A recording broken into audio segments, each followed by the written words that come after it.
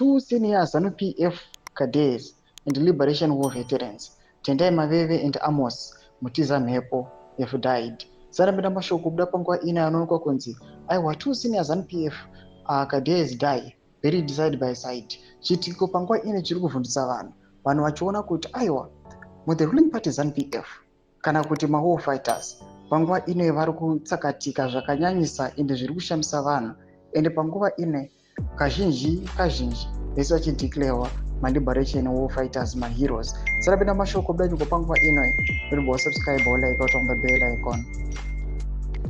Tibina munomo kubuda nyuko mchinzi. The pair passed away on the same day and were led to rest side by side over the weekend at the Harare Provincial Heroes Acre.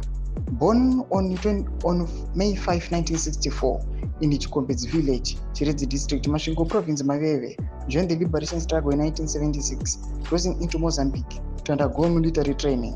She was among the few survivors of the brutal Chimoio attack in 1977. Afterward, she continued serving the cause at Gondora and Chiminga bases until the end of the war.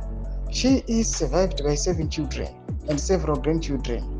Mutiza Mhepo also joined the liberation struggle in 1976. He passed away at the age of 68 and is survived by 5 children and several grandchildren.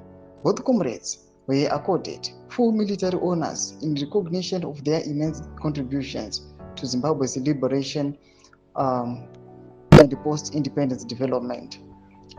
Their joint burial symbolized their lifelong commitment to the country's freedom and their enduring legacy within the ruling party. Domashkwari kubuda panguva ine vanhu pavangofamba vachitora mashoko vachiti pidigori waenda panguva ine zvichionekwa kunzi aiwa matsakatikiro ava kuita these ZANU-PF members ari kutoshamisa. I mean what is behind.